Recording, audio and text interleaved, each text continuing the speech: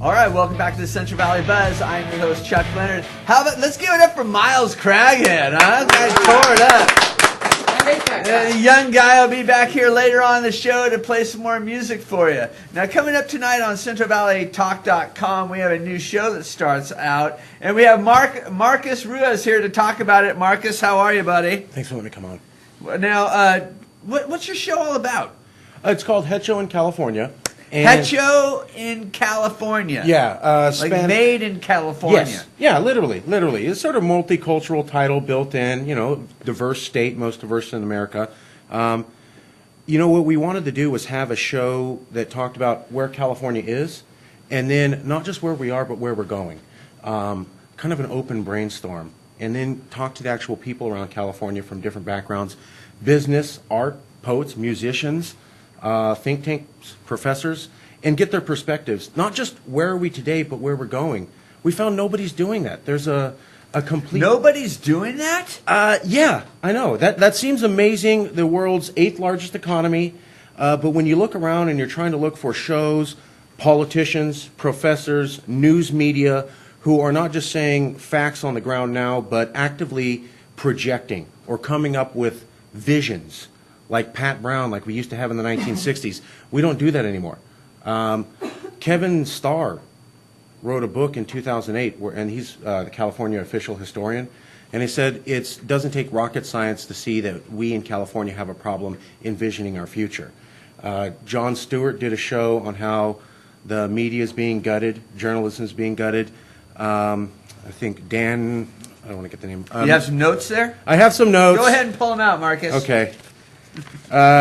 Journalism.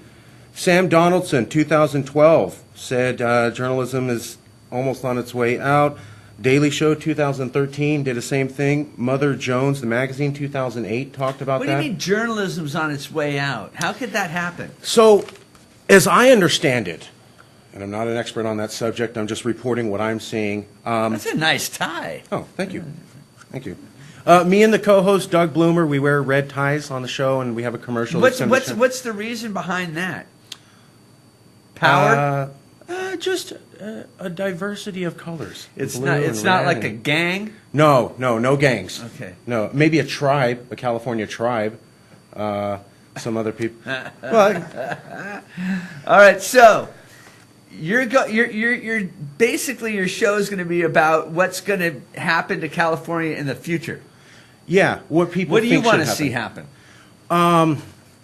Me personally, I would like California and Californians to recognize that they are the world's 5th to 8th largest economy, that we're the most diverse place in America and the world, that we're going into an international trade century, and that California is the best place fit economy in the world to link into all of these different countries because of our diverse population and therefore make ourselves rich. We are constantly held back in trade deals, immigration reform, things that our economy and our people need because other people outside of the state don't quite understand us, and so we're always hitting this regulation wall.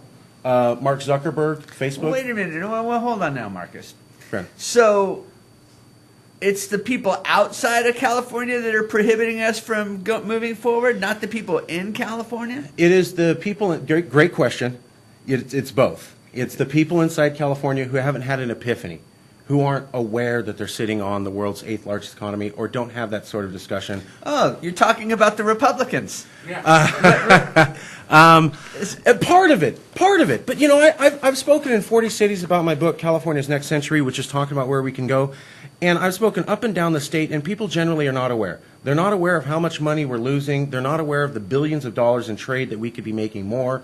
We don't have to have the worst schools in America or the worst.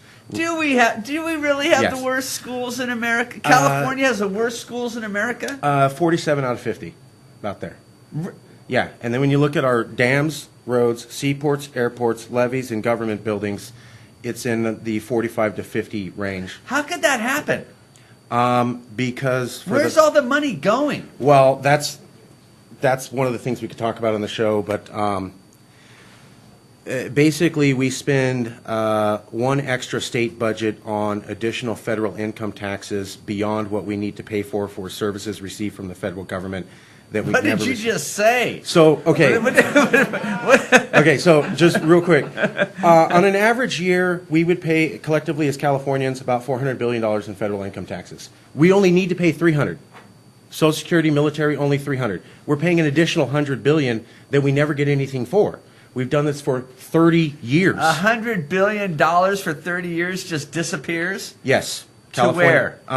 It goes from the federal government in the form of grants to about 35 other states to, and this is the kicker, pay for their roads, dams, schools, airports, seaports, and levees. Meanwhile, ours are the worst in the entire Wait, country. it goes to other states? How? Why? You've done this and been part of the system for about as long as I've been alive. You've been paying effectively one extra what are you state. saying? What are you... I'm saying this is part of the conversation. We're talking about Californians not aware. They're not aware that they're having $100 billion every year for 30 years, or the equivalent amount, taken extra so that 35 other states can continue to have roads, dams, schools, airports, seaports, and levees better than us when we have the worst in the entire country. We're paying for 35 other states to continue to have better than us. That's where the money's gone. We don't have a money problem in the state. Info? How come I never heard of that before? That's the flavor of the books I kind of write, what I call page 822 news. It's printed one time in the entire year in a small paragraph on page 822 and then never reprinted again. So everything's cited in the book. The Tax Foundation did a study. California state government did a study. Governor Schwarzenegger spoke about this twice. State Representative Jacqueline Spears spoke about this twice. When you talk to most Californians, like I did in 40 cities, completely unaware. I go, did you see Schwarzenegger get on TV and say, we're being milked dry? No? Okay, well, if a Hollywood movie actor on TV doesn't get California's attention, I don't know Maybe he was talking about his maid. Wow. I am appreciative of the governor's stance supporting diversity, but I'll leave it at that. They're more aware of that than of the other stuff he said. So that's the issue. We need to have Californians aware. So this is something that your show is going to bring to light. We want to. I will bring the facts. I have a host, Doug Bloomer. He's a comedian. He's worked in L.A. and San Diego. Now he lives here in Fresno. What about the guy that we had on the Skype at the time, the Doogie Howser? Patrick William Atwater. That guy. Yeah, he is a guest on tonight's show, along with Catherine Brandkamp, Ph.D., Northern California radio host, Joyce Kaufman, who is a Southern Florida radio host, and Mark Laurier, who ran the Californiality blog, and is a routine commentator for the New York Times. We want to get different people on the show. Different views. Different views. Different demographics. Yeah. And then they will share their own stories, their personal stories. I traveled. I saw this. I think California is this. And then I come in with the boring facts sprinkled to make an interesting television show. So you're going to be the one with the boring facts. Who knew? Sprinkled, yes. Delicately sprinkled so that we have a robust show. People hear stories, and then they hear some hard facts to back it up, and the audience comes away more educated with perspectives they can remember. And hopefully that will make this epiphany for Californians that we are kicking ourselves in the backside with, not recognizing the incredible amount of potential we have untapped. Okay, one last question before we go to commercial. What's a crazy guy like you doing for New Year's Eve?